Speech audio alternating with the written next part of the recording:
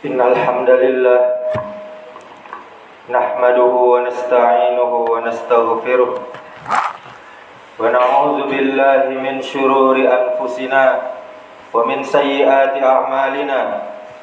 May yahdihillahu fala mudilla lahu wa may yudlil fala hadiya lahu. Ashhadu an la ilaha illallah wahdahu la syarika lahu wa ashhadu anna Muhammadan abduhu wa rasuluh. Ya ayyuhalladzina amanu taqullaha haqqa tuqatih wa la tamutunna illa wa antum muslimun. Ya ayyuhan nasu taqu rabbakumul ladzi khalaqakum min nafsin wahidah wa khalaqa minha zawjaha wa bassa minhuma rijalan katsiran wa nisaa'a wattaqullaha alladzi tasaaluna bihi wal arham innallaha kana 'alaikum raqiba. Ya ayyuhalladzina amanu taqullaha wa qulu qawlan sadida yuslih lakum a'malakum wa yaghfir lakum dzunubakum wa may yuti'illaha wa rasulahu faqad faza fawzan 'azima.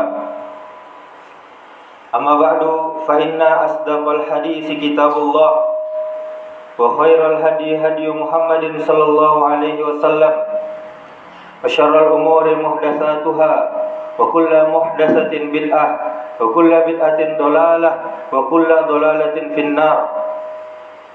Ma'asyiral muslimin, jamaah Jumat rahimakumullah. Selalu kita bersyukur kepada Allah Subhanahu wa taala atas segala nikmat yang Allah berikan kepada kita. Wa in ta'uddu ni'matallahi la tuhsuha. Jika kita menghitung-hitung nikmat dari Allah, maka kita tidak akan sanggup untuk menghitungnya. Kemudian kita harus selalu camkan di dalam benak kita, saudaraku, bahwasanya tujuan kita diciptakan di muka bumi Allah ini hanya untuk beribadah kepada Allah. Wa ma khalaqtul jinna wal insa illa liya'budun. Tidak aku ciptakan jin dan manusia, kata Allah, kecuali untuk beribadah kepadaku. Kemudian tujuan kita bersyukur kepada Allah Subhanahu wa taala adalah agar Allah Subhanahu wa taala selalu melimpahkan dan terus melimpahkan nikmatnya kepada kita. Sebagaimana kata Allah, la in syakartum la azidannakum wa la in kafartum inna azabi lasyadid. Jika kalian bersyukur kepadaku, kata Allah, akan aku tambah nikmat kepada kalian. Dan jika kalian kufur, tidak mau bersyukur, maka tunggulah azabku sangat pedih, kata Allah Subhanahu wa taala. Kemudian marilah kita memperbanyak selawat pada Nabi kita Muhammad sallallahu alaihi wasallam, Sayyidul Anbiya wal Mursalin, pemimpin para nabi dan rasul, pemimpin umat Islam di dunia dan pemimpin umat manusia. Semoga salawat yang kita panjatkan kepada Allah juga mengalir kepada para keluarga Rasul, para istri-istri Rasul, kepada para sahabatnya dan kepada para pengikutnya sampai hari kiamat kelak. Kemudian khatib berwasiat kepada diri khatib pribadi dan kepada kita semua, marilah kita meningkatkan keimanan dan ketakwaan kita kepada Allah Subhanahu wa taala dengan cara melaksanakan apa-apa yang Allah perintahkan dan menjauhi apa-apa yang Allah larang. Saudaraku kaum muslimin, jamaah Jumat rahimakumullah, tatkala Umar bin Khattab radhiyallahu anhu bertanya kepada seorang sahabat bernama Ubay bin Ka'ab radhiyallahu anhu tentang takwa, maka berkatalah Ubay, pernahkah Anda berjalan di suatu tempat yang banyak durinya? Kemudian Umar menjawab, maka berkatalah Umar menjawab, tentu. Maka Ubay bertanya kembali, apakah yang Anda lakukan?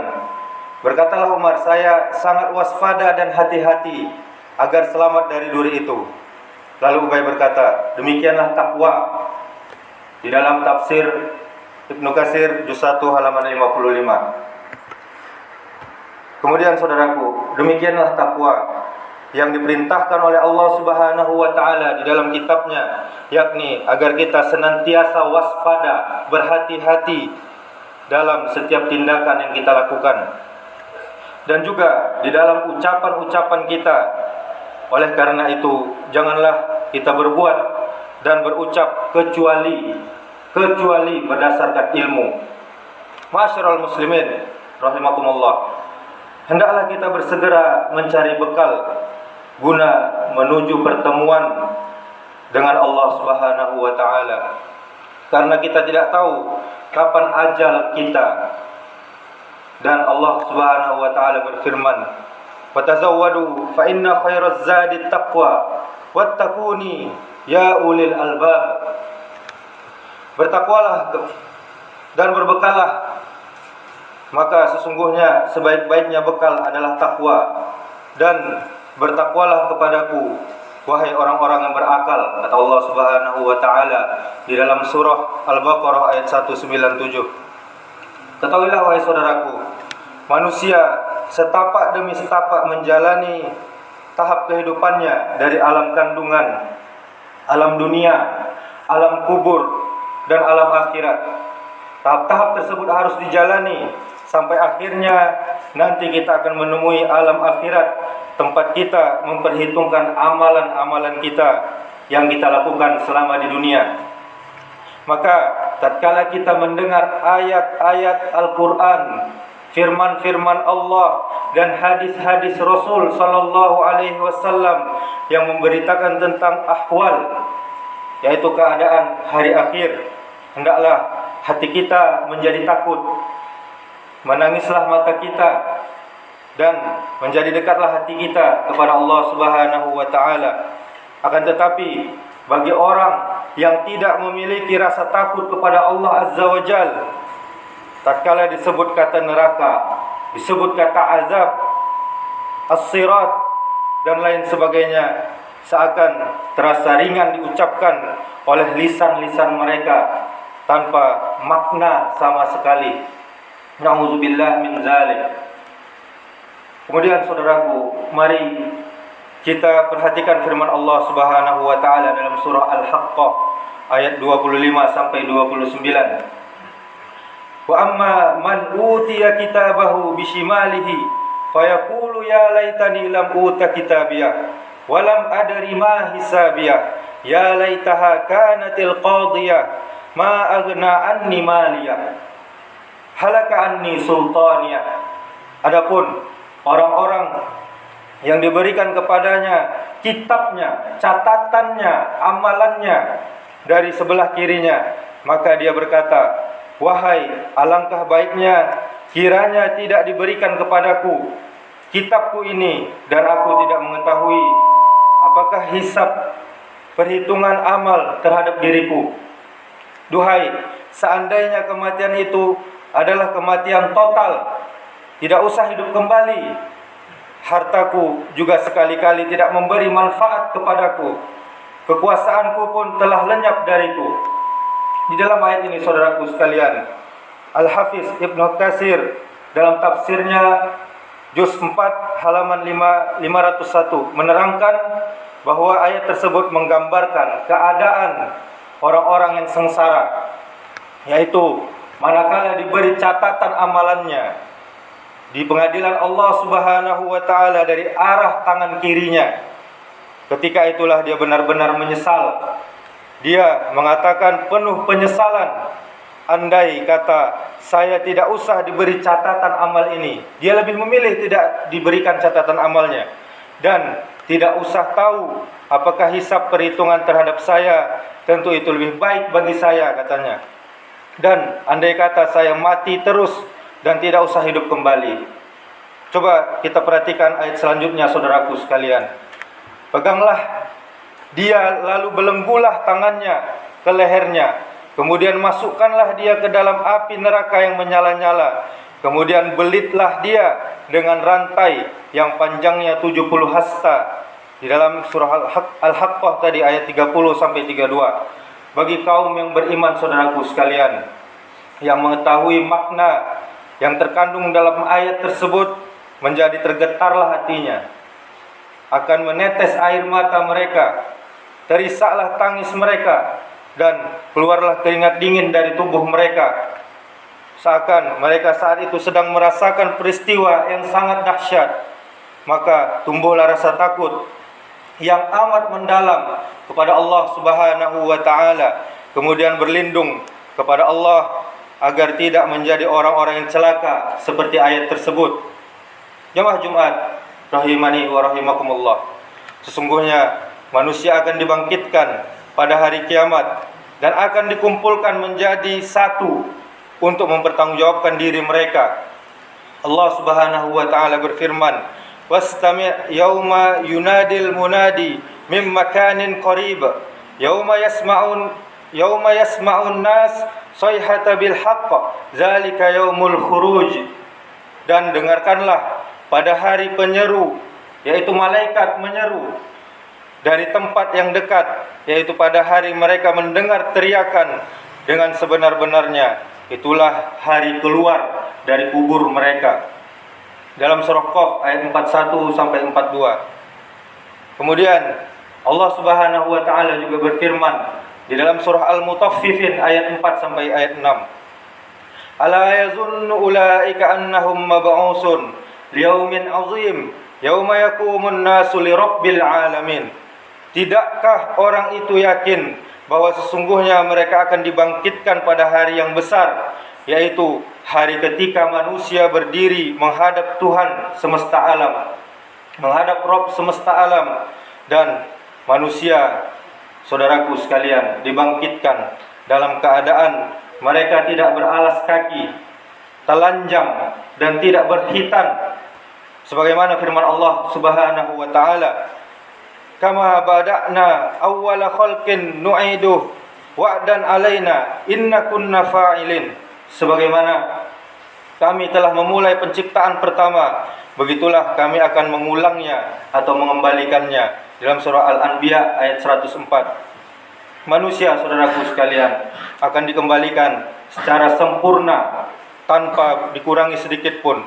Dikembalikan dalam keadaan demikian, bercampur dan berkumpul antara laki-laki dan perempuan.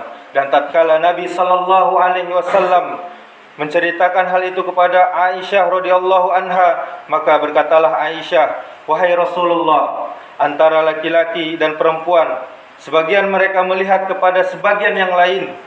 Kemudian Rasul berkata, "Al-amru asyaddu min an yanzura ba'duhum ila ba'din."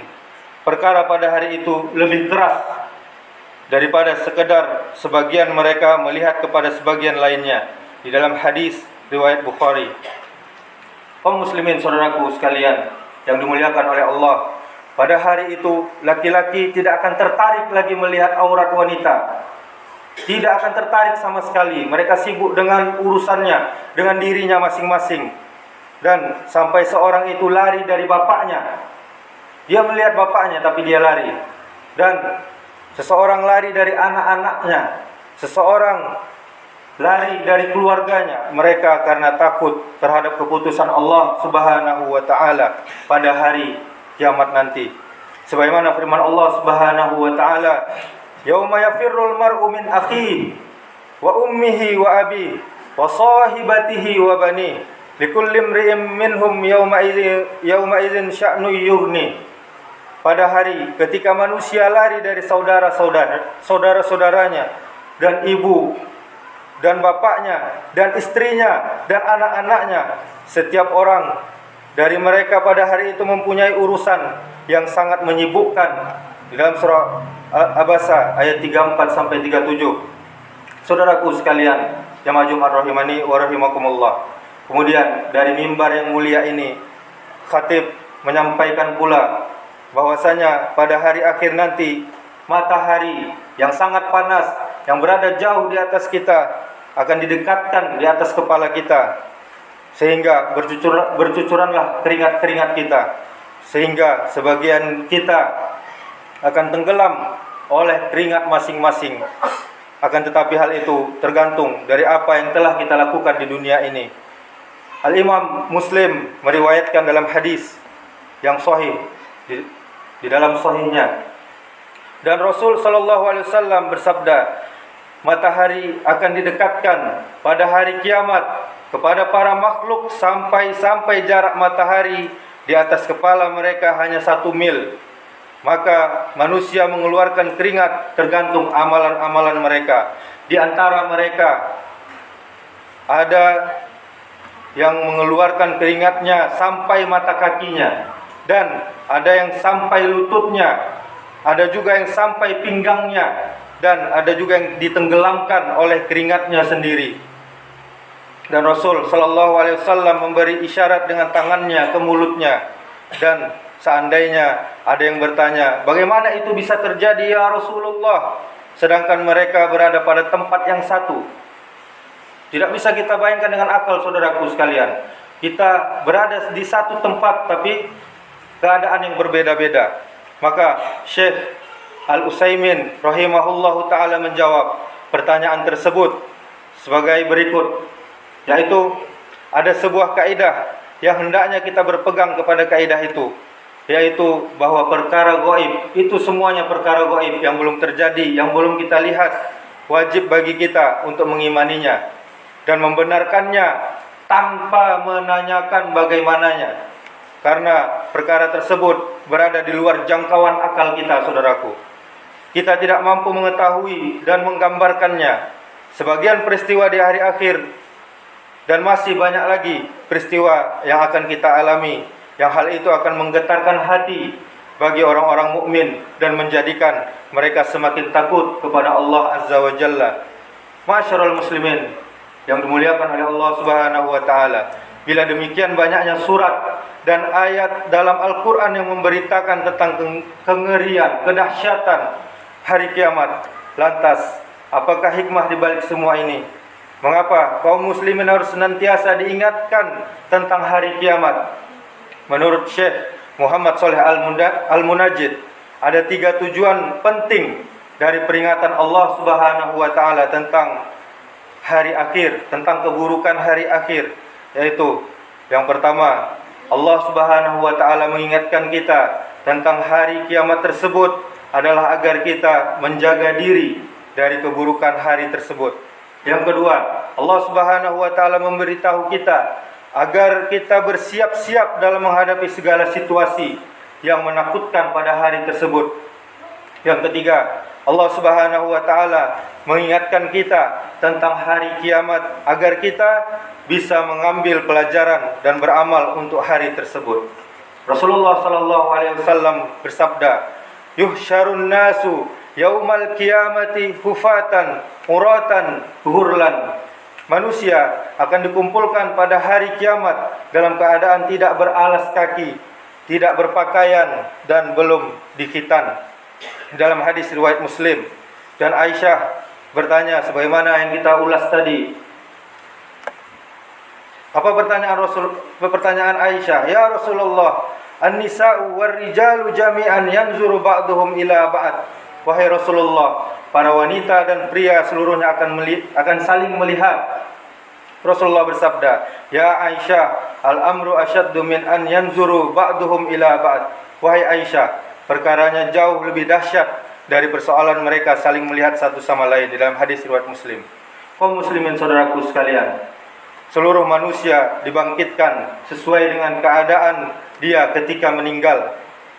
Ketika dia meninggalkan dunia ini, mereka dibangkitkan dalam keadaan telanjang sebagaimana keadaan semula. Setelah itu, semua orang akan diberi pakaian. Yang pertama kali diberi pakaian adalah Nabi Ibrahim alaihi salam. Sebagaimana sabda Nabi, "Inna awwala man yuksa yaumal qiyamati Ibrahim." Sesungguhnya yang pertama yang diberi pakaian di hari kiamat adalah Nabi Ibrahim alaihi salam. Di dalam hadis sahih riwayatkan Al-Bukhari. Kemudian saudaraku sekalian, orang-orang saleh diberi pakaian yang mulia oleh Allah Subhanahu wa taala. Orang-orang talib, orang-orang kebalikan dari saleh, yaitu suka berbuat dosa, suka berbuat maksiat, akan diberi pakaian bercampur dengan tembaga cair serta mantel yang mengandung penyakit yang mengerikan. Hal ini sebagaimana di dalam hadis riwayat Imam Muslim dari sahabat Abul Malik Al-Asy'ari, setiap orang diberi pakaian sesuai dengan amalnya, dibangkitkan menuju bumi mahsyar, bumi yang berbeda, bumi yang telah diganti, bukan bumi kita saat ini. Allah Subhanahu wa taala berfirman, "Yauma tubaddalul ardu ghairal ardi was samawat wa barazullahil wahidil qahhar." Yang artinya yaitu pada hari ketika bumi diganti dengan bumi yang lain, dan demikian pula langit, dan mereka semuanya di padang mahsyar berkumpul menghadap kehadiran Allah Subhanahu wa taala yang Maha Esa lagi Maha Perkasa. Dalam surah Ibrahim ayat 48. Saudaraku sekalian, manusia dikumpulkan di padang mahsyar nanti dalam keadaan berbeda. Sebagaimana sabda Nabi sallallahu alaihi wasallam, "Innakum tuhsyaruna rijalan wa rukbanan wa tujarruna ala wujuhikum." Sesungguhnya kalian akan dikumpulkan di hari kiamat, di hari mahsyar. Ada yang dengan berjalan, dan ada yang dengan berkendaraan, dan ada pula yang diseret di atas wajah-wajah kalian. Di dalam hadis riwayat At-Tirmizi, Abu Sa'id Al-Khudri radhiyallahu anhu mengatakan bahwa ada seseorang yang berkata kepada Rasulullah sallallahu alaihi wasallam, "Wahai Rasulullah, bagaimana orang kafir nanti digiring di atas wajah mereka pada hari kiamat?" Rasulullah menjawab, "Bukankah Tuhan yang telah membuat orang kafir tersebut berjalan di atas kedua kakinya di dunia ini, berkuasa untuk membuatnya berjalan di atas wajahnya di hari kiamat?" Qatadah mengatakan, "Benar, demi kemuliaan Rabb kami." Di dalam hadis riwayat Al-Bukhari.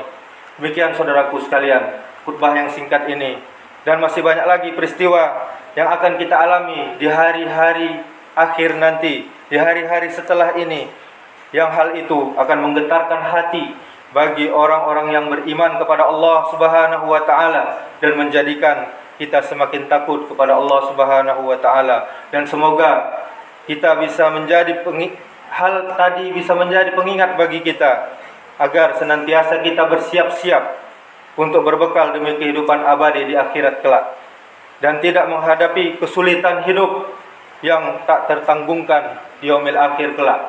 Aqulu qouli hadza wastaghfirullah li wa lakum wa lisairil muslimina innahu huwal ghafurur rahim.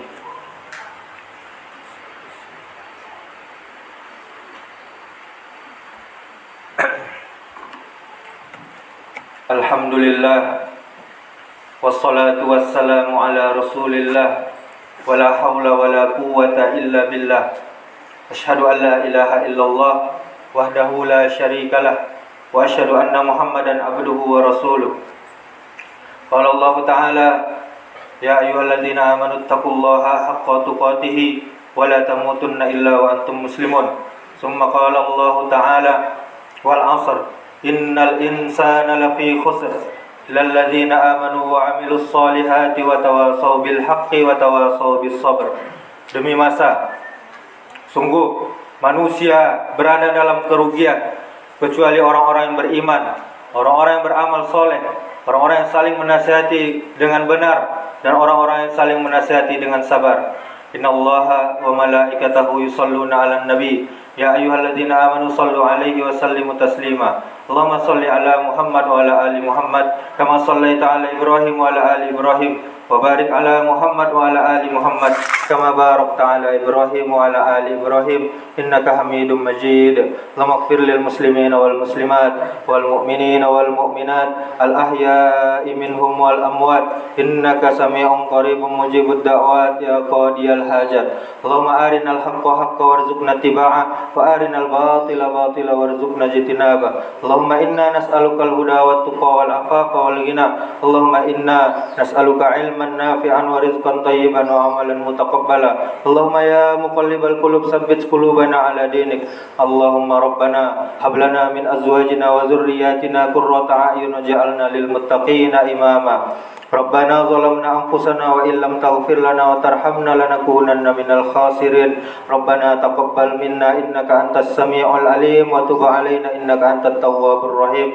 Rabbana atina fid dunya hasanah wa fil akhirati hasanah وقنا عذاب النار. عباد الله إن الله يأمر بالعدل والإحسان وإيتاء ذي القربى وينهى عن الفحشاء والمنكر والبغي يعظكم لعلكم تذكرون ولذكر الله أكبر. أقيموا الصلاة.